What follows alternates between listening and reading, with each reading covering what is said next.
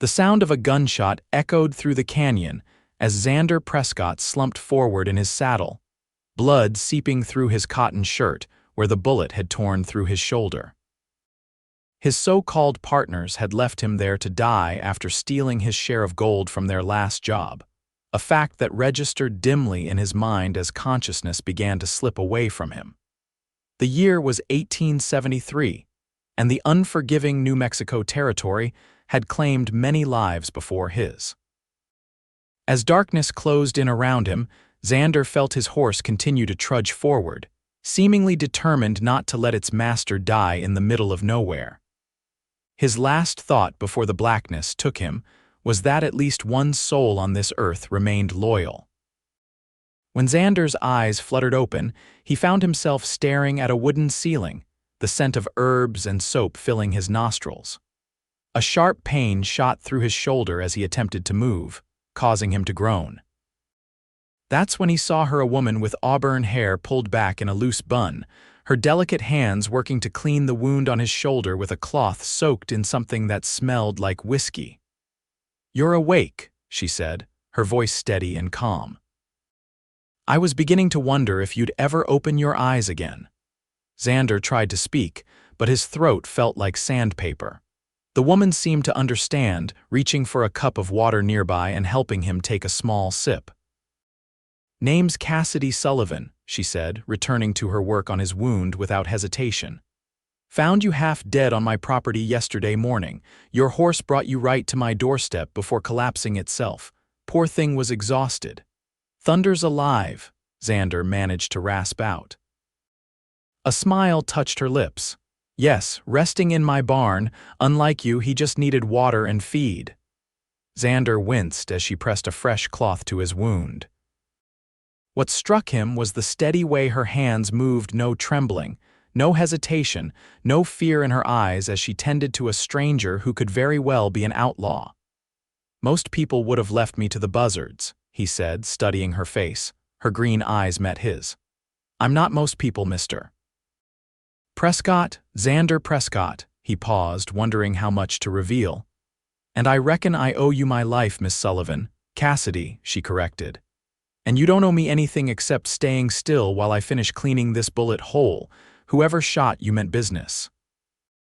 "They usually do," he muttered, her eyebrow raised slightly, but she didn't press for details. Instead, she continued working, her fingers gentle yet firm as they dressed his wound.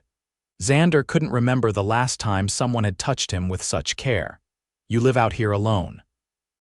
he asked, trying to distract himself from the pain. "Just me and my father's old dog, Rex. Pa died last winter, left me this place." She nodded toward the window, where the late afternoon sun cast golden light across what appeared to be a small homestead. "It's not much, but it's mine." Xander wanted to ask more about how a woman survived alone out here, about why she would risk helping a stranger, but exhaustion pulled at him. The last thing he saw before sleep claimed him again was Cassidy's face, framed by stray wisps of auburn hair that caught the sunlight like copper wire. The next few days passed in a haze of fever and pain. Xander drifted in and out of consciousness, sometimes waking to find Cassidy changing his bandages or coaxing him to drink broth. Other times, he would open his eyes to an empty room, hearing only the distant sounds of her moving about the small house or working outside. On the fourth day, his fever broke. Xander woke feeling weak but clear-headed for the first time since arriving. Sunlight streamed through the window beside the bed, and he could hear chickens clucking outside. With considerable effort, he pushed himself up to sit against the headboard. The cabin was simple but clean. A main room with a stone fireplace, a small kitchen area, a table with 2 chairs, and the bed where he lay. Through the window, he could see a small garden, a chicken coop, and the edge of what must be the barn where Thunder was recovering. The door opened and Cassidy entered carrying a basket of eggs. She stopped short when she saw him sitting up. "Well," she said, setting the basket on the table, "look who's decided to rejoin the living." "Seems that way," Xander replied, his voice still rough. "Though I'm not entirely convinced I deserve to." She poured water from a pitcher into a cup and brought it to him. "That's between you and your maker. I just did the patching up." As she handed him the cup, their fingers brushed, and Xander felt a jolt that had nothing to do with his injury. Up close, he could see that her eyes weren't just green, they were flecked with gold, like the sun-dappled surface of a forest pond. "Thank you," he said, meaning it for more than just the water. Not many folks would take in a stranger with a bullet wound. Cassidy shrugged. "Like I said, your horse brought you here. I figure he must have known something I didn't." "Thunder's a good judge of character," Xander said with a slight smile. "Better than I am, apparently." She tilted her head. "The men who shot you, they were your friends." "I thought so." Xander took a sip of water. "Rode with them for nearly 6 months. Turned out they were more interested in the gold we found than in brotherhood." "Gold?" Her eyebrow arched again. "We were prospecting up in the hills," he explained, deciding to offer a version of the truth that wouldn't frighten her. "Found a decent claim. They decided they didn't want to split it 4 ways. So they shot you and left you for dead," Cassidy finished for him. "Some friends." "The West doesn't breed many saints, Miss Sullivan." "No," she agreed, moving back to the table to sort through her eggs. "But it does create some interesting sinners." Despite his pain, Xander found himself smiling. There was something refreshing about her directness, about the way she faced things head-on without flinching. "You need to eat something substantial," she said, cracking eggs into a bowl. "You've been living on broth for days. Don't go to any trouble on my account." She gave him a look that brooked no argument. "If you're going to heal properly, you need food. Besides, I'm hungry too." As Cassidy cooked, Xander watched her move around the small kitchen with practiced efficiency. She was slender but strong, her movements suggesting a woman accustomed to hard work. He wondered about her story, how she'd ended up alone on this homestead, why she hadn't sought the protection of a husband or family in such dangerous country. "How long have you been out here?" he asked as she set a plate of eggs and biscuits on his lap. "Born and raised in these parts," she replied, taking her own plate to the table. "Pa staked this claim 20 years ago. My mother died when I was 10. After that, it was just the 2 of us until last winter. And now just you." She nodded, her expression revealing nothing of what that solitude might cost her. "Just me." "It's dangerous country for a woman alone," Xander observed carefully, now her eyes flashed. "It's dangerous country for anyone, but I manage. I can shoot straight, grow my own food, and fix most things that break. What else would I need?" Xander recognized the defensiveness in her tone. He'd clearly struck a nerve. "I meant no offense, just an observation." Her expression softened slightly. "None taken.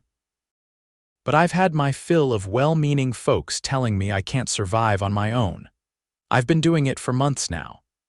They ate in silence for a while, Xander savoring the simple meal that tasted better than anything he could remember eating in recent memory. Or perhaps it was just the company that improved the flavor. "Your horse is recovering well," Cassidy said eventually. "He should be fit to ride in another week or so." The implication was clear: once Thunder was healed, Xander would be expected to move on. The thought didn't sit well with him, though he couldn't have explained why. "I appreciate all you've done," he said. "When I'm able, I'd like to repay you somehow." She waved a dismissive hand. "I don't need payment." "Nevertheless," he held her gaze, "a debt's a debt, and I pay what I owe." Something passed between them then, a current of understanding that neither acknowledged aloud. Cassidy looked away first, rising to take his empty plate. "You should rest," she said. "Your body's still healing." "I've been resting for days." "And you'll rest a few more if you want that shoulder to heal properly," she countered firmly. "Doctor's orders." "You're a doctor now?" he asked with a hint of amusement. She smiled, and it transformed her face from merely pretty to something that made his breath catch. "I've set broken bones, delivered babies, and dug out more bullets than I care to count. Out here, that makes me close enough." Xander couldn't argue with that. As she moved to leave with the dishes, he caught her wrist gently. "Thank you, Cassidy, truly." Her eyes widened slightly at the contact, but she didn't pull away. "You're welcome, Xander, truly." With that, She slipped from his grasp and went about her day, leaving him to wonder at the strange twist of fate that had brought him, bleeding and half dead, to the doorstep of perhaps the only person for miles who would have saved him without question. The next morning, Xander awoke determined to be more than just a burden. Despite Cassidy's protests, he insisted on sitting outside on the porch while she tended to her daily chores. The fresh air felt good after days confined to bed, and watching her work gave him a better sense of what she faced alone. The homestead was modest, but well-maintained, a testament to her determination and skill. A small corral held 2 horses, Thunder and what appeared to be her own mare, a dappled gray. Chickens pecked in the yard, and a large garden plot showed neat rows of vegetables. Beyond that stretched open range with mountains visible in the distance. "Your father chose a good spot," Xander commented as Cassidy returned from feeding the chickens. She nodded, leaning against the porch railing. "Good water, decent soil, and far enough from town that most trouble passes us by." Most trouble? A shadow crossed her face. "There's been some men sniffing around lately.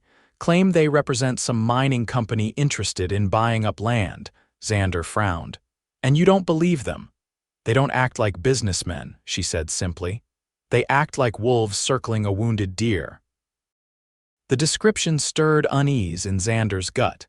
He'd seen enough of the frontier to know how vulnerable a woman alone could be, especially one with property worth taking. "Have they threatened you?" "Not in so many words." She tucked a strand of hair behind her ear. "But their offers keep getting lower and their visits more frequent. Last time, their leader man named Quinn said I should reconsider while the offer still stood. Said a woman couldn't hope to defend property out here forever." "Quinn," Xander repeated, the name triggering a memory. "Tall fellow, scar across his chin, wears a black hat with a silver band." Cassidy looked at him sharply. "You know him." "I've heard of him. Victor Quinn runs with a rough crowd, men who take what they want and don't much care how they get it." Xander didn't add that Quinn's outfit was notorious for using threats, arson, and occasionally murder to drive settlers off land they wanted. "Well, they can want all they like. This land is mine and I'm not selling." Xander admired her spirit but worried about her safety. "When was the last time they came by?" "About 2 weeks ago. They usually show up around the beginning of each month." Her expression turned thoughtful, "which means they'll likely be back any day now." The revelation sent a cold spike through Xander's chest. He was in no condition to defend the homestead if Quinn and his men decided to stop asking politely, but he also couldn't bear the thought of riding away and leaving Cassidy to face them alone. "I should check on Thunder," he said, changing the subject. "See how he's mending." Cassidy studied him for a moment, as if sensing there was more he wasn't saying. "Your shoulder won't take kindly to you overdoing it. I'll be careful," he promised. "But a man ought to see to his own horse." She helped him to his feet, steadying him when he swayed slightly. The warmth of her hand on his arm lingered even after she let go. In the barn, Xander found Thunder looking considerably better than he felt himself. The big bay whinnied softly in recognition as Xander approached, nudging his hand for treats. "Sorry, boy." "Empty-handed this time," Xander murmured, stroking the horse's nose. "But it seems the lady's been treating you well." "He's got good manners," Cassidy said from behind him. "Unlike some men I've met." Xander turned to find her leaning against the barn door, arms crossed. "He was raised right," he replied with a small smile. "And were you?" she challenged, though her tone remained light. "My mother did her best." Xander ran a hand along Thunder's neck, checking how the horse had healed from the exhausting journey that had saved his life. "Lost her when I was 12. Father wasn't much for raising children, preferred the company of a whiskey bottle." "I'm sorry," Cassidy said, stepping further into the barn. "Losing a parent young changes you. Makes you grow up fast," he agreed. "Been on my own since 16. "Doing what?" Xander hesitated. The truth of his past 10 years wasn't something he was proud of. Drifting, occasional ranch work, and increasingly, riding with men whose morals were as flexible as his own had become. He'd never considered himself an outlaw exactly, but the line between honest work and otherwise had blurred more than once. "This and that," he answered vaguely. "Mostly ranch work, some prospecting like I mentioned." She didn't look entirely convinced but didn't press. Instead, she picked up a brush and moved to Thunder's other side, beginning to groom the horse with practiced hands. "He's a fine animal," she commented. "Strong bloodlines, good conformation. You didn't come by him cheap." "Won him in a poker game in Dodge City," Xander admitted. Previous owner was too drunk to know what he was wagering. Cassidy's laugh was unexpected and musical. "At least you're honest about that." "I can be honest about most things if asked directly," he replied, their eyes meeting over Thunder's back. "Most things." "A man's entitled to a few secrets, Miss Sullivan." "As is a woman, Mr. Prescott." Her eyes held a challenge that stirred something in him, something he had no right to feel for a woman who had saved his life and asked nothing in return. Their moment was interrupted by the distant sound of hoofbeats. Cassidy's head snapped toward the barn door, her expression instantly alert. "Riders coming," she said, setting down the brush and moving quickly toward the door.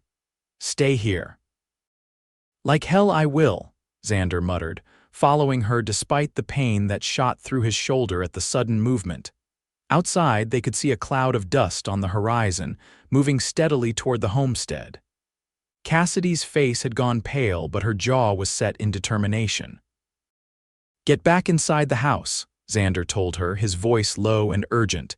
"This is my land," she replied firmly. "I won't hide inside my own home." "Cassidy, there's a rifle by the door," she cut him off. "If you want to help, get it, otherwise stay out of my way." Without waiting for his response, she strode toward the house. Xander followed, cursing under his breath. By the time he reached the porch, she had emerged with a shotgun in her hands and the rifle she'd mentioned extended toward him. "Ever shot a Spencer?" she asked, her eyes still fixed on the approaching riders. "Once or twice," he replied, taking the weapon and checking its action. It was well maintained, loaded, and ready. "Good." She positioned herself on the porch, shotgun held casually but ready. "Let me do the talking." Xander wanted to argue but knew she was right, this was her land, and showing weakness now would only encourage whoever was coming. Instead, he took up position slightly behind her, keeping the rifle low but accessible. As the riders came into clear view, Xander's suspicions were confirmed. 5 men on horseback, led by the unmistakable figure of Victor Quinn. Even from a distance, the man's presence commanded attention, tall and broad-shouldered, with dark hair and the telltale scar across his chin that gave his otherwise handsome face a menacing aspect. Quinn reined in his horse about 20 yards from the house, his men fanning out slightly behind him. His eyes took in the scene Cassidy with her shotgun, and Xander, clearly injured but holding a rifle nonetheless. "Miss Sullivan," Quinn called out, his voice carrying easily across the yard. "I see you've taken on hired help since our last visit." "Just offering hospitality to a traveler, Mr. Quinn," Cassidy replied coolly. "As is custom out here. What brings you to my property again so soon?" Quinn's gaze shifted to Xander, a flicker of recognition passing across his features. "Prescott, I heard you were dead." Xander kept his face impassive, though his mind raced. He'd never directly crossed paths with Quinn, but the frontier was a small world in many ways. "Reports of my death have been greatly exaggerated," he replied evenly. A thin smile spread across Quinn's face. "Indeed." He turned his attention back to Cassidy. "I've come with a new offer, Miss Sullivan. My employers have authorized me to increase our previous proposal by 20%. I told you before, Mr. Quinn, this land isn't for sale, not at any price." Quinn sighed as if disappointed by a child's stubbornness. "Miss Sullivan, I admire your spirit, truly I do, but you must understand progress is coming to this territory. Mining, railroads, proper towns. A woman alone can't stand in the way of that progress." "Seems to me she's doing just fine," Xander interjected, his grip tightening on the rifle. Quinn's eyes narrowed. "This isn't your concern, Prescott, unless—" His expression changed to one of calculated amusement. unless you've developed a personal interest in Miss Sullivan's property. The implication wasn't lost on anyone. One of Quinn's men snickered, and Xander felt a surge of anger that had nothing to do with his own pride and everything to do with the disrespect shown to Cassidy. "Mr. Quinn," Cassidy said before Xander could respond, her voice sharp as a razor. "I believe I've been clear. My land is not for sale. Not to you, not to your employers, not to anyone. Now, unless you have actual business here, I'd appreciate it if you'd leave my property." Quinn's facade of politeness slipped for just a moment, revealing the cold calculation beneath. "Very well, Miss Sullivan, but I feel obligated to point out that these hills can be dangerous. Accidents happen, fires start, cattle disappear. It would be a shame if your stubborn refusal led to unfortunate circumstances." "Is that a threat?" Xander asked, raising the rifle slightly. Quinn smiled again, all teeth and no warmth. "Merely an observation about frontier life, Prescott. You of all people should understand how precarious existence can be out here." With that, he touched the brim of his hat in a mocking salute. "Good day, Miss Sullivan. I'll be back in 1 week for your final answer. I suggest you consider my offer carefully in the meantime." He wheeled his horse around, and his men followed suit. As they rode away, Xander noticed one of them looking back, studying the layout of the homestead with too much interest for comfort. Only when the riders had disappeared into the distance did Cassidy lower her shotgun, her knuckles white around the weapon. "Well," she said, her voice steady despite the tension Xander could see in every line of her body. "Now you've met the neighbors." Xander reached out, gently taking the shotgun from her hands. "You handled that well." "Did I?" She turned to him, her composure finally cracking. "All I did was buy a week's time before they come back, probably with more men and fewer words." "A week is better than nothing," Xander said. "And you stood your ground. Most men would have buckled under that kind of pressure." She rubbed her arms as if suddenly cold despite the warm day. "He knows you." It wasn't a question, but Xander answered anyway. "Not directly, but in this country reputations travel faster than people." "And what's your reputation, Xander Prescott?" she asked, looking him straight in the eyes. "Because the way Quinn looked at you, it seems like you might be more than just a drifting ranch hand." Xander knew he owed her honesty, at least about this. "I've ridden both sides of the law, Cassidy. I won't lie about that.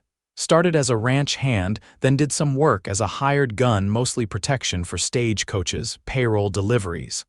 Last few years, I've been drifting, taking work where I could find it, including with men like the ones who shot you and left you for dead." He nodded, not breaking eye contact. "Yes, I'm not proud of all my choices, but I've never hurt anyone who didn't deserve it, never stolen from honest folk, never threatened a woman." He paused. "Quinn, on the other hand, has done all three and worse." Cassidy studied him for a long moment, as if trying to read the truth in his face. Finally, she nodded once. "I believe you." Those 3 simple words affected Xander more than he expected. He realized with sudden clarity that her good opinion mattered to him perhaps more than it should for a man who'd known her less than a week. "Come on," she said, turning toward the house. "Let's get inside. You're looking pale again, and we need to change your bandage." "Cassidy," he called as she reached the door. She turned back to him, her expression questioning. "I won't leave you to face them alone." Something flickered in her eyes, relief, gratitude, or perhaps something else entirely. "I haven't asked you to stay. You haven't asked me to leave either." A ghost of a smile touched her lips. "No, I suppose I haven't." Inside, Cassidy went about her tasks with the same efficiency she'd shown every day, but Xander could sense the new tension in her movements. As she checked his wound and applied fresh bandages, her hands weren't quite as steady as before. "Quinn wasn't bluffing," Xander said as she worked. "Men like him don't make idle threats." "I know that," she replied, securing the bandage with more force than necessary. "I'm not a fool." "I never suggested you were, but you need to understand what we're facing." She looked up sharply. I told you I'm not leaving you to face this alone." "And I appreciate the sentiment," she said, her voice softer now. But you're in no condition to fight, and when your shoulder heals, you'll ride on. That's the way of things out here." "Maybe," Xander conceded, "but not until I know you're safe." Cassidy finished with his bandages and sat back, studying him with those gold-flecked green eyes that seemed to see more than he wanted to reveal. "Why would you risk your life for a stranger?" she asked quietly. "You're hardly a stranger anymore," he replied. "Not after you saved my life." "That doesn't make me your responsibility." "No," he agreed, "but it does make me honor-bound to help you if I can. Besides," he added with a faint smile, "I've got a score to settle with the men who shot me, and I can't very well do that if I'm dead." Cassidy didn't return his smile. "This isn't a game, Xander. Quinn is dangerous." "So am I," he said simply. "Or I was before getting shot. Give me a week to heal and I'll be dangerous again." She shook her head, but he could see she was wavering. One man against Quinn and his crew is still bad odds. "Then we improve the odds," Xander said, leaning forward despite the pain in his shoulder. "You said you're a month's ride from the nearest lawman," she nodded. "Marshal's office in Santa Fe, too far to get help before Quinn returns. What about neighbors?" "Anyone within riding distance who might help," Cassidy considered this. "The Hendersons, about 10 miles east.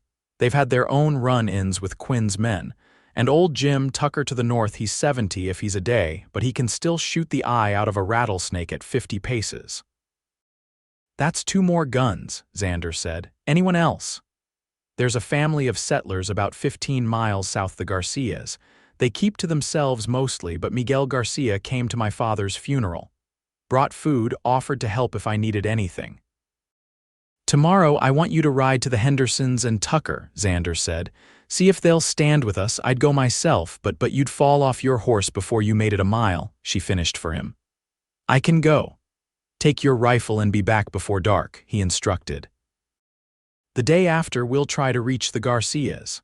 And if they won't help," Xander met her gaze steadily, "then we figure something else out. I'm not giving up your land without a fight, Cassidy." A long moment passed between them, something unspoken but powerful filling the space. Finally, she nodded. "All right, but there's one condition." "Name it." "When this is over, if we both survive, you tell me the whole truth, about who you are, who shot you, all of it." Her eyes were unwavering. "I deserve to know exactly who I've invited into my home." Xander knew she was right, though the prospect of full honesty unnerved him. There were parts of his past he'd rather leave buried, choices he'd made that he couldn't justify, even to himself, but he owed her that much at least. "Deal," he said, extending his good hand. Cassidy took it, her grip firm and warm. "Deal." The next morning dawned clear and cool. Cassidy was up before the sun, preparing for her ride to the neighboring homesteads. Xander, having slept poorly due to worry and pain, was already awake when she entered the main room. "You should be resting," she said, though there was no real scolding in her tone. "Hard to rest with so much on my mind," he replied, watching as she checked her saddlebags. "You're taking provisions?" "Just in case I need to stay overnight at the Hendersons," she explained. "Though I plan to be back by sundown," Xander nodded. "Take the Spencer and extra ammunition." "I was planning to," she said, finishing her preparations. "Will you be all right here alone?" "I've managed worse situations," he assured her, though in truth, the prospect of being left behind while she rode into potential danger sat poorly with him. Cassidy paused, studying him. "I'll be careful." "See that you are," he replied, more gruffly than intended. "I'd hate to have to come rescue you when I can barely stand up straight." That earned him a small smile.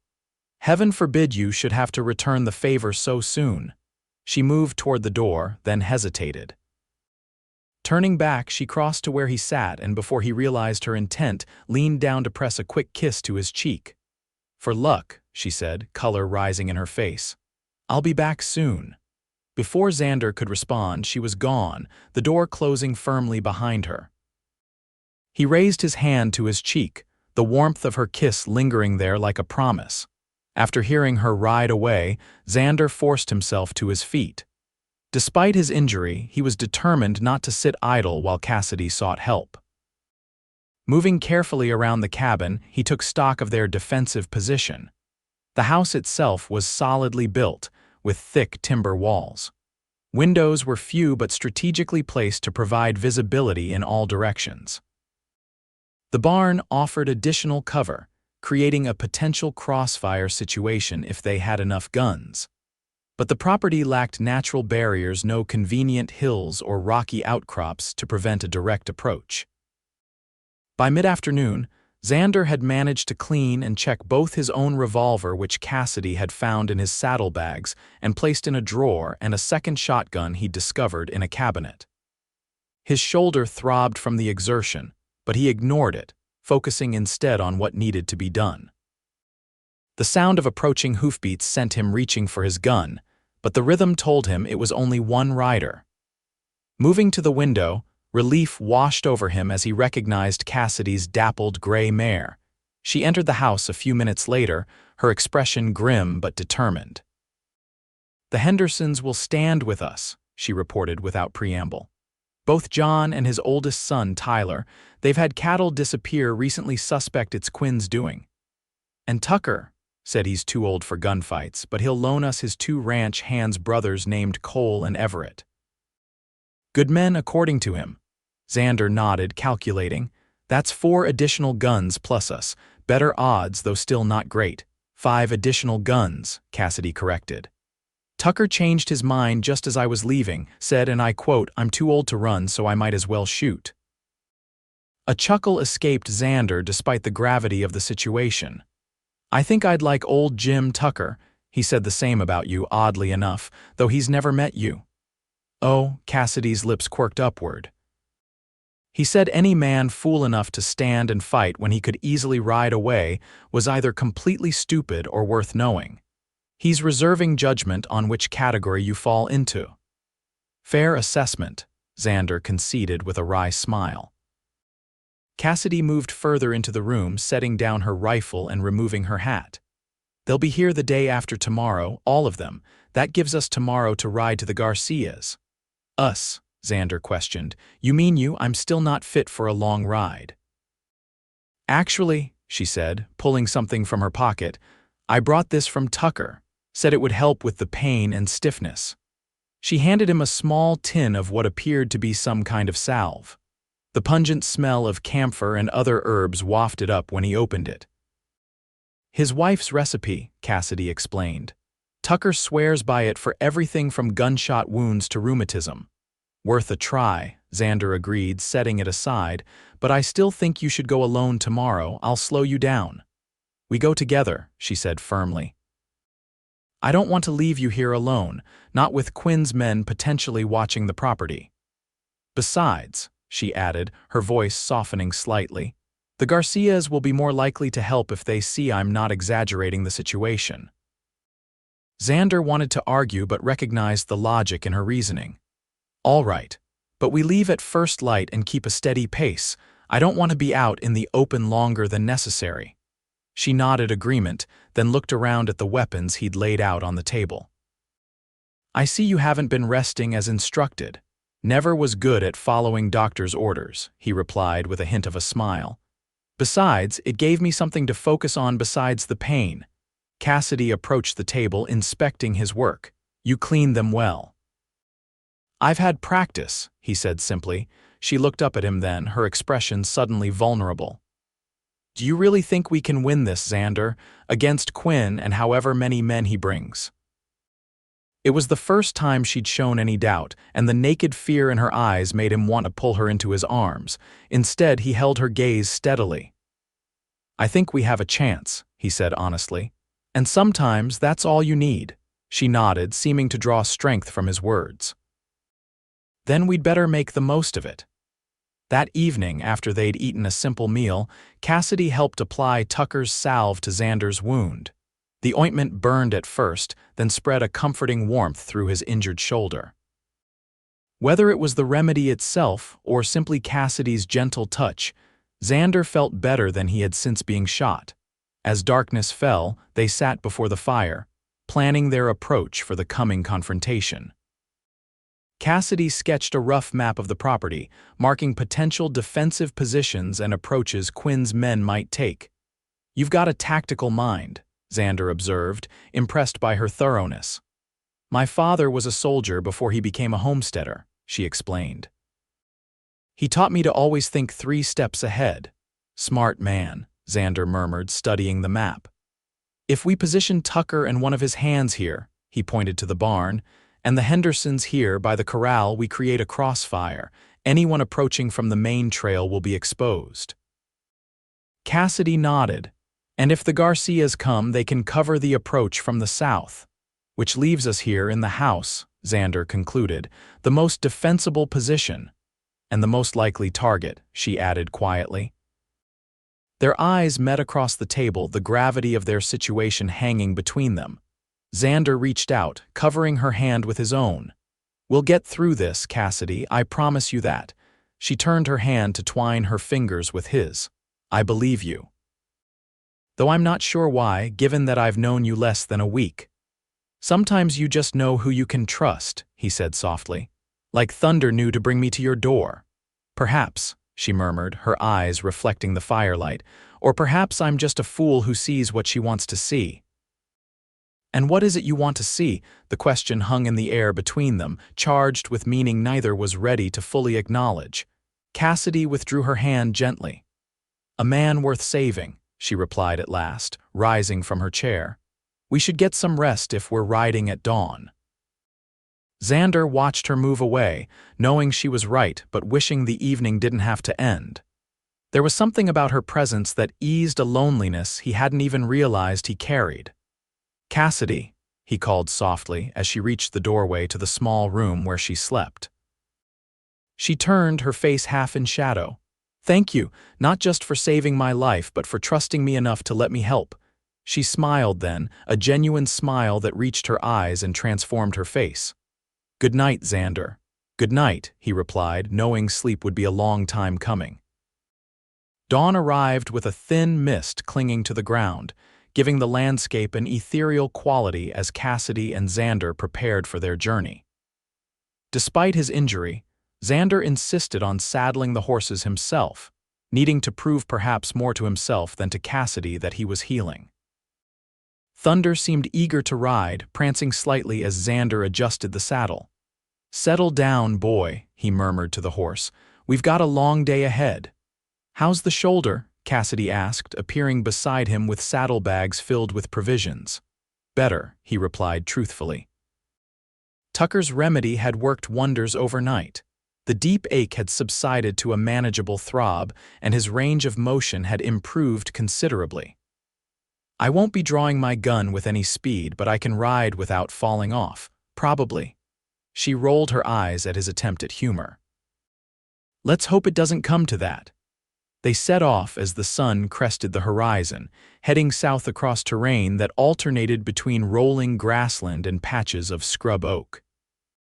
Xander rode slightly behind Cassidy, partly to watch for any signs of pursuit, but mostly because he enjoyed observing her in the saddle. She rode with the easy confidence of someone who had spent a lifetime on horseback. "Your father taught you to ride?" he asked as they picked their way along a narrow trail. "Before I could walk properly," she confirmed. "Pa said a horse was the most valuable thing a person could have out here, transportation, work, animal, and companion all in one." "Wise man," Xander agreed. "I got my first pony at 6. Little Pinto named Scout. Nearly broke my neck the first time I tried to mount him without help." Cassidy laughed, the sound carrying on the morning air. "I had a similar experience. Fell right on my backside and cried for an hour. Pa just sat there and waited until I was ready to try again." "Did you try again, I mean?" "Of course," she said, glancing back at him with a smile. "I was stubborn even then, got right back on and didn't fall off again, at least not that day." The conversation flowed easily as they rode, sharing stories of their childhoods and the paths that had led them to this moment. Xander found himself revealing more than he had intended, tales of his early years on a small ranch in Texas, his mother's death from fever, his father's slow decline into alcoholism, and his own eventual departure at 16. Where did you go?" Cassidy asked when he described leaving home with nothing but a horse, a gun, and $20 to his name. "West," he said simply. "Worked cattle drives at first, then did some scouting for the army after that." He hesitated. "After that, I started taking whatever work paid. Some of it respectable, some less so. Like riding with the men who shot you," she said, not as an accusation but as a simple statement of fact. Xander nodded, though she couldn't see the gesture with her back to him. "Yes, though that particular crew was a recent arrangement. Job was supposed to be simple: escort a gold shipment from a small mining operation to Santa Fe. But they decided the gold was better off in fewer hands," Cassidy finished for him. "Exactly." She was quiet for a moment, then asked, "Do you know where they were headed?" "After they left you for dead, I mean." The question caught him off guard. "Not for certain. Jed, the leader, mentioned something about a safe house near the territorial border, place called Redemption." Cassidy reined in her horse so abruptly that Xander nearly collided with her. "Redemption. You're sure that was the name?" "Pretty sure," Xander replied, puzzled by her reaction. "Why, you know it." Her expression had grown tight. "It's a small settlement about 3 days' ride southwest of here. Hardly more than a few buildings and a saloon. Quinn owns most of it." The information landed like a stone in Xander's stomach. "Quinn," he repeated. "You think there's a connection between my former partners and Quinn's outfit?" "It would explain why he recognized you," Cassidy pointed out, "and why he seemed so interested in your presence at my homestead." Xander considered this new complication. "If Quinn's working with the men who shot me, that gives him even more reason to want me gone. And me with you," Cassidy added grimly. "If they think you've told me anything about the gold." They exchanged a look of understanding. The stakes had just gotten considerably higher. "We should keep moving," Xander said, his voice tight. "The sooner we reach the Garcias, the better." They rode in tense silence for the next hour, both lost in thought. The landscape gradually changed as they traveled south, becoming more rugged, with rocky outcroppings that offered both potential shelter and potential ambush points. Xander found himself scanning their surroundings with increasing vigilance. Around midday, they stopped in the shade of a large oak to rest the horses and eat a quick meal of jerky and hardtack. Cassidy seemed distracted, her usual directness replaced by a pensive silence. "Penny for your thoughts," Xander ventured eventually. She looked up, meeting his eyes. "I was just thinking about all the decisions that led us here. If my father hadn't claimed this land, if your partners hadn't betrayed you, if Thunder hadn't brought you to my door." She shook her head. "So many things had to happen exactly as they did." "Some might call it fate," Xander suggested. "Do you believe in that? Fate?" He considered the question seriously. "I believe that sometimes paths cross for a reason. Whether that's fate or chance or something else entirely, I couldn't say." Cassidy nodded, seemingly satisfied with his answer. "Whatever it is, I'm glad Thunder knew where to go." The simple declaration warmed something in Xander's chest. "So am I." Their moment was interrupted by the distant sound of a rifle shot, followed quickly by another. Both were on their feet instantly, hands moving to their weapons. "That came from the direction of the Garcia place," Cassidy said, her voice tight. Without a word, they hastily packed their belongings and mounted up, pushing their horses to a faster pace than they had dared all morning. Xander's shoulder protested the rough ride, but he ignored it, focused entirely on what might lie ahead. As they crested a ridge overlooking a small valley, they saw smoke rising from what must be the Garcia homestead. A cluster of buildings, house, barn, and outbuildings were visible, and even from this distance they could see movement, riders circling the property. "Quinn's men," Cassidy breathed, drawing her rifle. "We have to help them." Xander reached over, staying her hand before she could take aim. "Wait. We need to assess the situation first." Pulling a small spyglass from his saddlebag, he studied the scene below. What he saw made his blood run cold.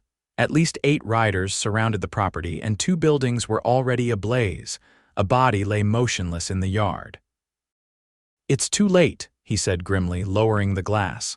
They've already hit the place hard. We're outnumbered, and in the open like this, we'd be sitting ducks." Cassidy's face had gone pale.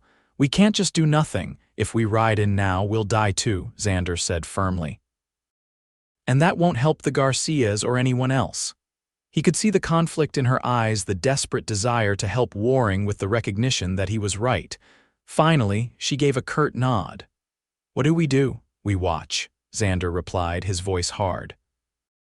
"We identify as many of Quinn's men as we can, and then we ride back and prepare for when they come for us next." They retreated to a sheltered position that still afforded a view of the Garcia homestead. For the next hour, they watched as Quinn's men systematically destroyed the property. Through the spyglass, Xander was able to identify several of the attackers, including 2 men he recognized from his former crew. "Just as we suspected," he told Cassidy. "Quinn's working with the men who shot me." "That explains why they're so determined to drive you off your land. They need a secure route for their operations, and your place sits right in the middle." "So this was never about mining interests," Cassidy said, her voice tight with anger. "It was about having a clear path for their criminal activities. And eliminating witnesses," Xander added grimly. "Like me." Eventually, Quinn's men rode off, leaving the Garcia homestead in flames behind them. Cassidy's face was etched with grief and rage as they watched the riders disappear to the west. "We should check for survivors," she said, already turning her horse toward the burning buildings. Xander nodded, knowing they couldn't leave without making certain. As they approached cautiously, the devastation became clearer. 2 buildings completely engulfed, fences destroyed, livestock either killed or scattered. They dismounted at what remained of the main house, approaching with weapons drawn in case any of Quinn's men had stayed behind. The body they had seen from the ridge was that of an older man, Miguel Garcia, Xander presumed. He had been shot multiple times. "Check the barn," Xander told Cassidy, his voice grim. "I'll look in what's left of the house." The search revealed no survivors in the immediate vicinity. Just as they were about to give up hope, a voice called weakly from a root cellar partially hidden behind the remains of a garden. "Help, please." They rushed to the source, finding a young woman huddled inside, clutching a small child to her chest. Both were soot-stained and terrified but alive. "Rosa," Cassidy breathed, immediately kneeling beside the woman. "It's Cassidy Sullivan, you're safe now." The woman, Miguel's daughter-in-law, Xander gathered, sobbed with relief. "They came without warning," she managed between tears. "Miguel told us to hide here while he tried to reason with them, but they— "I know," Cassidy soothed, helping Rosa to her feet. "Where is Antonio?" she asked, referring to Miguel's son. "Went to town yesterday," Rosa replied, clutching her child tighter. "Thank God he wasn't here."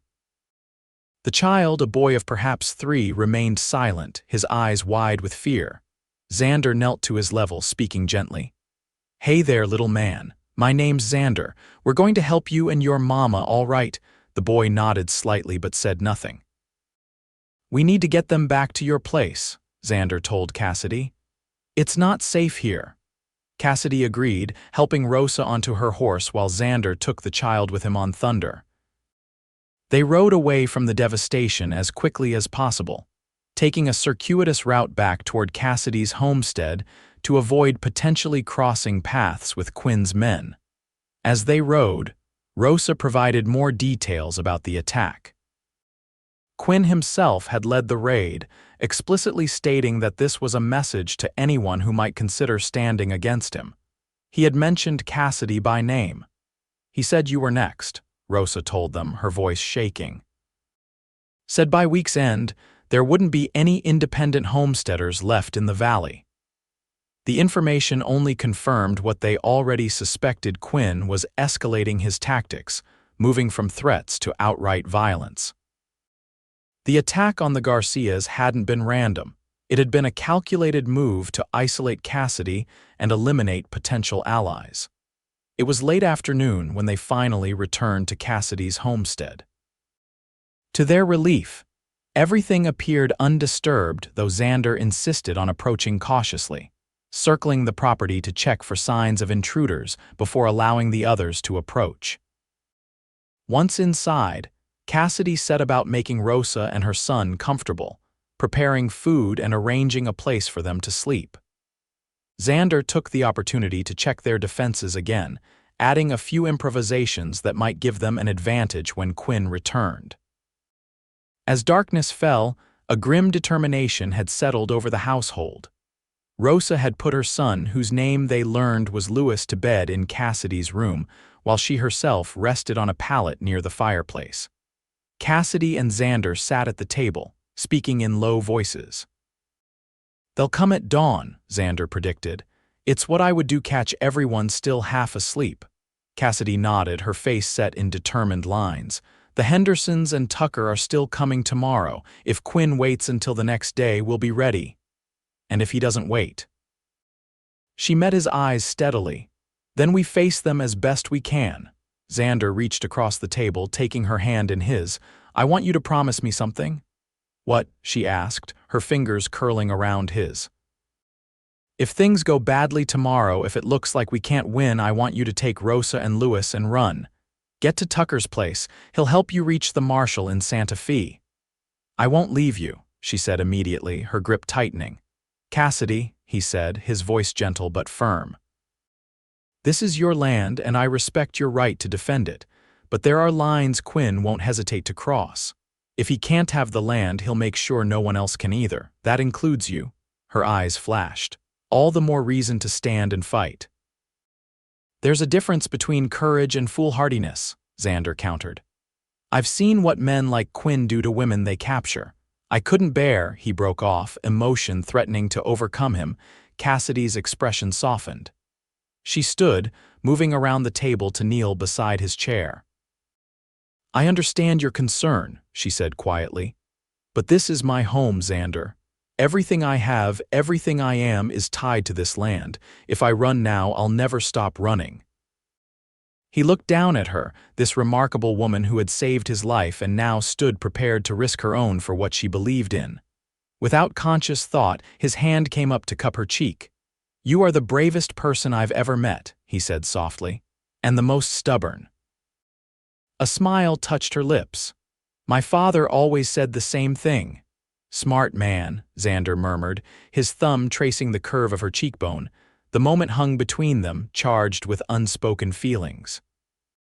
Then, with a courage that surpassed facing down armed men, Cassidy leaned forward and pressed her lips to his. The kiss was gentle at first, tentative as if she was giving him the chance to pull away. When he instead drew her closer, it deepened, becoming a connection that expressed everything words couldn't. All the fear, hope, and growing affection they developed in their short time together poured into that single point of contact. When they finally broke apart, both slightly breathless, Xander rested his forehead against hers. "That was unexpected," she supplied, a hint of uncertainty in her voice. "Perfect," he corrected, smiling. "Though perhaps ill-timed given our current situation." She laughed softly.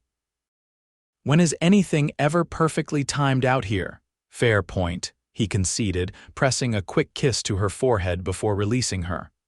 "But all the more reason to survive tomorrow. I find I'm suddenly very interested in seeing what might develop between us under less life-threatening circumstances." Cassidy rose, her eyes still holding his. "Then we'd better make sure we both survive." With that, she moved to check on Rosa and Lewis, leaving Xander to contemplate how drastically his priorities had shifted in the span of a week. From a man with nothing to lose to a man with everything to fight for all, because a stubborn, brave woman had decided to clean his wounds without fear. The night passed tensely, with Xander and Cassidy taking turns keeping watch. To their relief, dawn arrived without incident, no sign of Quinn or his men on the horizon. By mid-morning, their reinforcements began to arrive. First came old Jim Tucker, looking every bit of his 70 years but sitting straight in the saddle, a rifle resting comfortably across his lap. His ranch hands, the Cole brothers, rode beside him, tall, weathered men with the quiet competence of those who have spent their lives working hard land. "Heard about the Garcias," Tucker said without preamble as he dismounted. News travels fast out here, Cassidy nodded grimly. Rosa and the boy are inside, they're all who survived, Tucker spat to the side. Quinn's gone too far this time, even for these parts. The Hendersons arrived an hour later. John, a broad-shouldered man with a face tanned to leather by the sun, and his son Tyler, barely 20 but with the hard eyes of someone who'd already seen too much of frontier justice. With their allies assembled, Xander outlined their defensive strategy. The Cole brothers would take positions in the barn. Tucker and John Henderson would cover the approaches from the north and east, while Tyler would be stationed near the corral. Cassidy and Xander would defend the house itself, where Rosa and Lewis would remain sheltered in the root cellar. Quinn will likely bring at least a dozen men, Xander warned them. Maybe more after what happened at the Garcia place. They'll expect resistance, but they won't expect an organized defense. Element of surprise works both ways, Tucker commented, checking his rifle with practiced hands. Exactly, Xander agreed. We let them get close, then hit them hard from multiple directions. Their first instinct will be to take cover, which limits their mobility. And then, John Henderson asked, then we give them a choice: retreat or die. Xander's voice was hard. Quinn's men are killers for hire, not true believers. Push them hard enough and most will choose to live another day. And Quinn himself? Tucker questioned. Xander exchanged a glance with Cassidy before answering. Quinn I'll handle personally. No one argued with that. The rest of the day was spent finalizing preparations, establishing sight lines, creating additional cover where needed, and ensuring everyone knew their role in the coming confrontation. As evening approached, a sense of grim anticipation settled over the homestead. They ate together a last supper of sorts, with Rosa providing a quiet prayer for their safety. Lewis had taken to following Xander around, seemingly fascinated by the tall cowboy. Xander found the boy's innocent trust both heartwarming and sobering, a reminder of exactly what they were fighting to protect. After the meal, their allies moved to their designated positions, prepared for a long night of watchfulness. Inside the house, Cassidy helped Rosa and Lewis into the root cellar, providing them with blankets, water, and instructions to stay absolutely silent no matter what they heard. When she returned, she found Xander by the window, staring out at the darkening landscape. He turned as she approached, his face softened by the lamplight. "Second thoughts?" she asked quietly. He shook his head. "Just thinking about how quickly life can change. A week ago, I was riding with men I thought I could trust, headed for a payday that would set me up for months. Now here I am, preparing to fight those same men, alongside people I barely know, for a piece of land that isn't even mine. Do you regret it?" Cassidy's question was barely above a whisper. Xander moved closer, reaching out to tuck a strand of hair behind her ear. "Not for a moment," he replied honestly. "Whatever happens tomorrow, meeting you has been worth it." She leaned into his touch. "You say that now, but wait until Quinn and his men are bearing down on us. You might change your mind." "Not likely," Xander said with a small smile. "I'm notoriously stubborn once I've made up my mind about something. Or someone." Their lips met again, more urgently this time, a kiss born of the knowledge that tomorrow was far from guaranteed. Xander pulled her closer, his good arm encircling her waist while his injured one cradled the back of her head. Cassidy's hands found their way to his chest, resting over his heart. When they parted, her eyes remained closed for a moment, as if memorizing the sensation. "Promise me something," she said finally, looking up at him. "Anything. Promise me you won't take unnecessary risks tomorrow. I didn't save your life just to watch you throw it away." Xander smiled ruefully. "I'll be as careful as the situation allows, but Quinn—" "I know," she interrupted. "Quinn is personal for you. Just come back to me when it's done." "That," he said, pressing his forehead to hers, "is a promise I intend to keep." They spent most of the night in quiet conversation, sharing parts of themselves they'd never revealed to another soul. Cassidy told him about her dreams for the homestead, about the loneliness that had nearly overwhelmed her after her father's death, about her determination to prove that a woman could succeed where many men had failed. In turn, Xander spoke of his regrets, opportunities missed, wrong turns taken, the slow compromise of principles he'd once held dear. He told her about the gold that had led to his shooting not a fortune, but enough to tempt men already predisposed to greed. And he told her about his growing desire to find a place where he belonged, a purpose beyond mere survival. "Maybe," Cassidy suggested softly as dawn approached, "you've already found it." Before he could respond, a low whistle sounded from outside the signal they'd arranged with Tucker. Riders approaching. Instantly alert, they moved to their positions, Xander at the front window with his rifle, Cassidy at the side with the shotgun. Through the gray light of early morning, they could make out a line of horsemen cresting the ridge to the east. At least 15 riders, with Victor Quinn's tall figure easily recognizable at the center. "Remember," Xander said quietly, "let them get close before anyone fires. We need them committed to the approach." Cassidy nodded, her face set in determined lines. "I remember." The riders approached slowly, clearly wary of ambush despite their superior numbers. Quinn raised his hand when they were about 100 yards out, bringing the column to a halt. After a brief consultation with the men closest to him, he continued forward alone. When he was close enough that his features were clearly visible, Quinn stopped again. "Miss Sullivan," he called out, his voice carrying easily in the morning air, "I've come for your answer." Xander and Cassidy had discussed this possibility that Quinn might attempt one last negotiation before resorting to violence. They had agreed that Cassidy would respond, keeping Quinn's attention focused on the house while their allies remained undetected. "I've already given you my answer, Mr. Quinn," Cassidy replied, her voice steady and clear.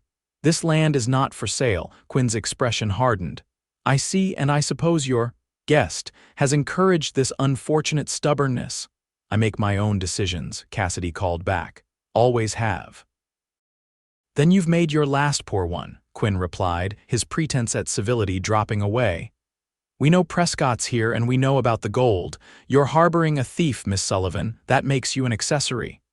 Xander tensed. So his suspicions had been correct. Quinn was working with his former partners, but the accusation of theft was rich, coming from men who had shot and robbed him. "Funny thing about thieves," Xander called out, making his presence known. "They tend to recognize their own kind."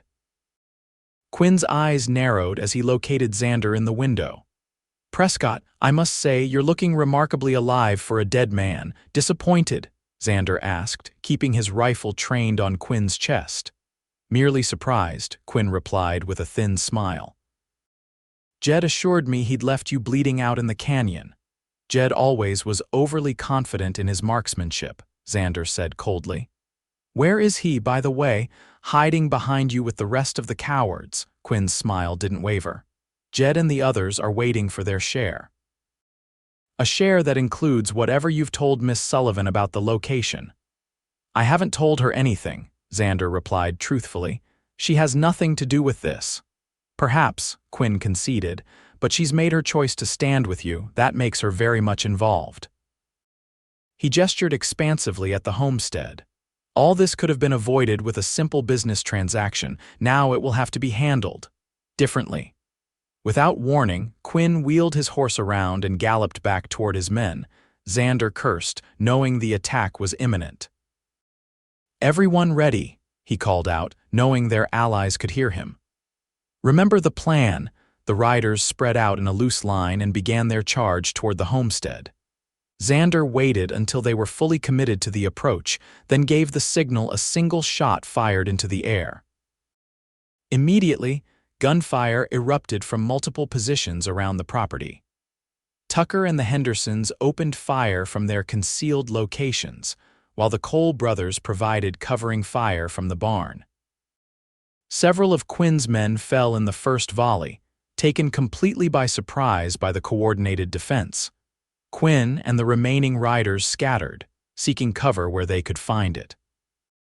2 more fell before reaching safety. but the rest managed to take positions behind rocks, trees, and a small rise in the ground about 50 yards from the house. A furious exchange of gunfire followed, with bullets splintering wood and shattering windows around Xander and Cassidy. They returned fire methodically, aiming carefully to make each shot count. "They're trying to flank us from the south," Cassidy warned, spotting movement. Xander adjusted his position. "Tucker should be able to cover that approach." Sure enough, a moment later came the crack of Tucker's rifle, followed by a cry of pain from one of Quinn's men attempting to circle around. The battle continued for what felt like hours, but was likely only 20 minutes. Quinn's superior numbers were offset by the defenders' better positions and coordinated fire. Gradually, Xander could see the attackers' resolve weakening. "They're pulling back," he observed as several of Quinn's men began retreating toward their horses. "Quinn won't give up that easily," Cassidy cautioned, reloading her shotgun. She was right. Even as some of his men withdrew, Quinn himself moved forward with 3 others, using a series of short rushes from cover to cover. They were attempting to reach the dead zone close to the house too near for the defenders in the outlying positions to target effectively. "Get down!" Xander shouted as a volley of bullets shattered what remained of the window frame. Cassidy dropped to the floor, returning fire from a lower position. Xander spotted Quinn making a final dash toward the porch. With cold precision, he took aim and fired. Quinn staggered, clutching his side, but continued forward, determination etched on his features. He reached the porch and pressed himself against the wall, out of Xander's line of sight. "He's at the front door," Xander warned, moving quickly toward the entrance. "Get to the back. Make sure no one comes in that way." Cassidy hesitated, clearly torn between following his instruction and staying to help. "Xander, go," he insisted. "I'll handle Quinn." With a quick nod, she moved to cover the rear of the house. Xander positioned himself beside the front door, listening intently. The gunfire outside had diminished as Quinn's men continued to withdraw, leaving their leader essentially alone. A moment of silence, then the door burst open with a crash.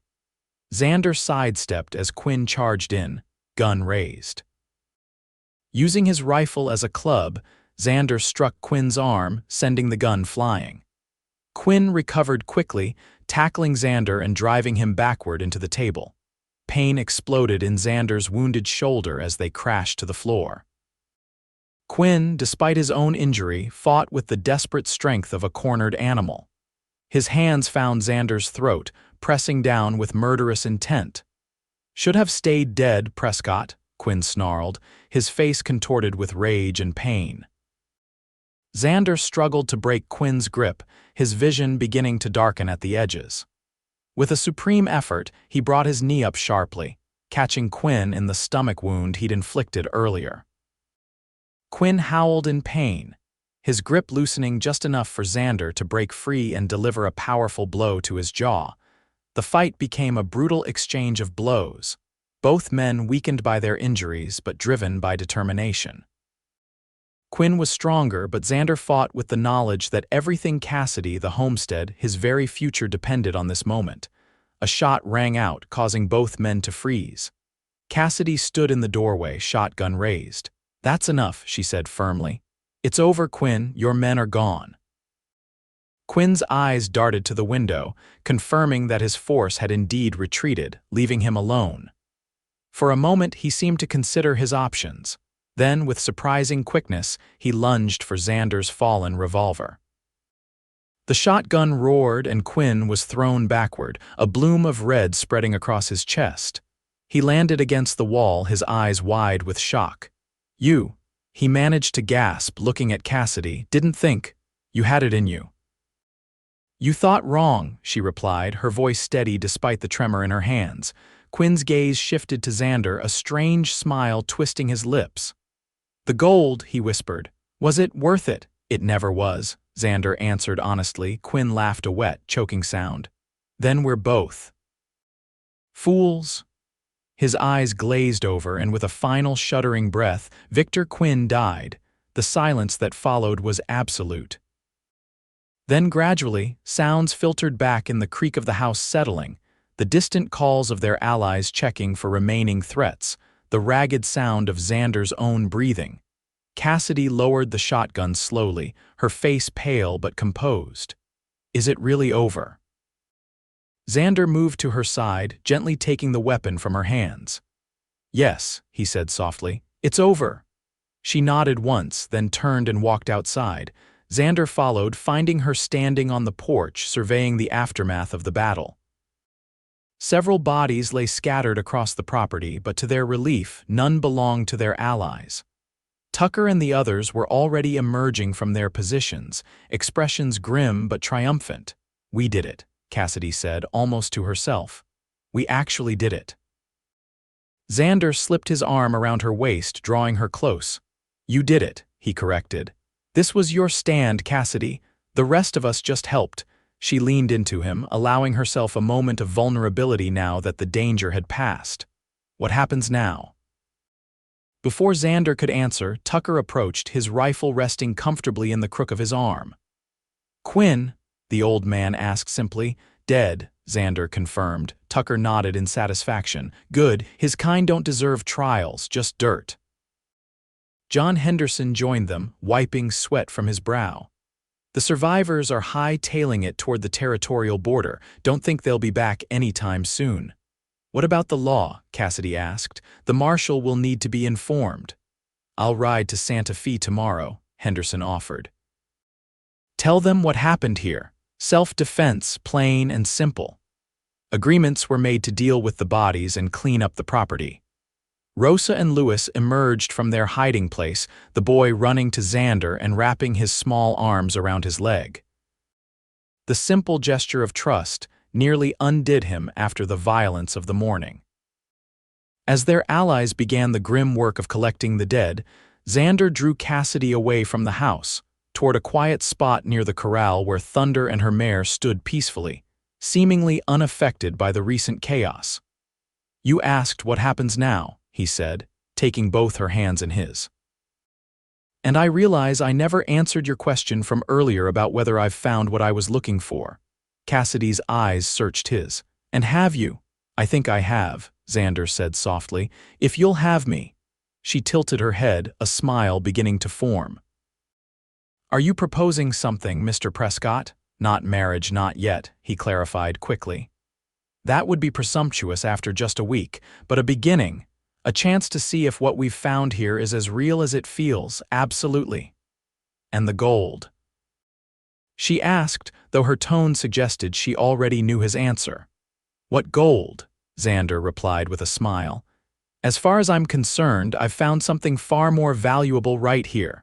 Cassidy's smile widened, the tension of the day finally easing from her features. Well, a homestead this size really does need a man around to help with the heavy lifting. Is that all I'm good for? Xander asked, pulling her closer.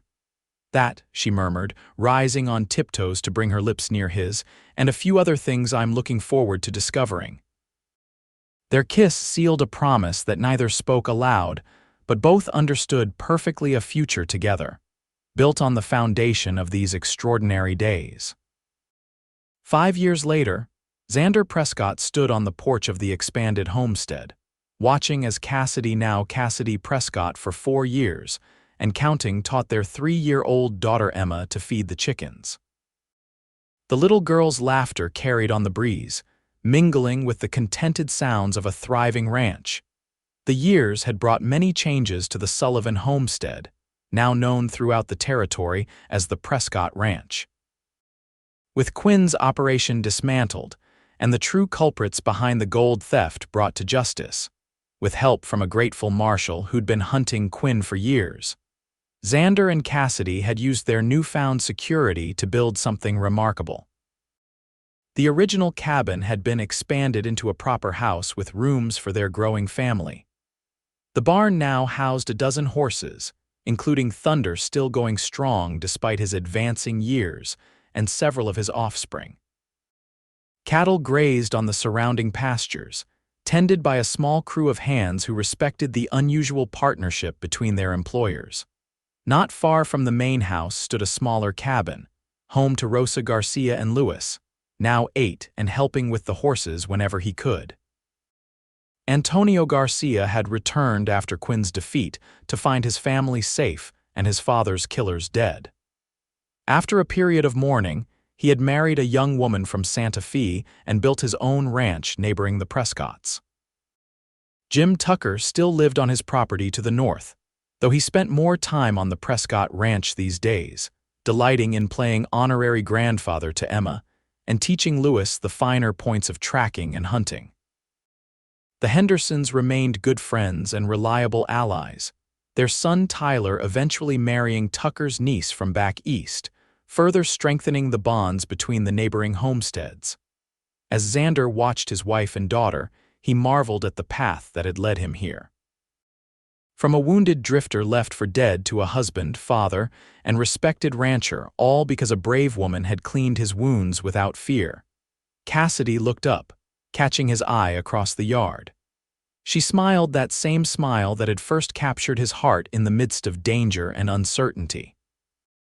Now it spoke of shared dreams, of love tested and proven, of a future still unfolding before them. Emma, noticing her father's presence, abandoned the chickens to run toward him with arms outstretched. "Papa, up!" Xander scooped her into his arms, his shoulder long-healed and strong again. "How's my little rancher today? Helping Mama?" the child declared proudly. "She certainly is," Cassidy confirmed, joining them on the porch. "Though I think the chickens got more feed on the ground than in their trough." "They'll find it," Xander assured her, leaning down to press a kiss to his wife's lips. Cassidy's hand came up to touch his cheek, a gesture she'd made countless times since that first day she'd tended his wound. "Thinking deep thoughts?" she asked, knowing him well enough to read his contemplative mood. "Just counting my blessings," he replied honestly. She smiled, understanding everything he didn't need to say. "Me too." As the sun began its descent toward the western hills, the family moved inside together, where dinner awaited and stories would be shared. Outside, the land stretched peaceful and secure in all directions. Their land, won through courage and sacrifice, and now nurturing the future they had built together. For Xander Prescott, once left for dead in a canyon with nothing but a loyal horse to save him, and Cassidy Sullivan, who had dared to clean a stranger's wounds without fear, the greatest treasure had never been gold or land or even revenge. It had been the discovery of each other, and the life they had forged from the ashes of violence and betrayal. A life that, like the frontier itself, held endless promise for those brave enough to claim it.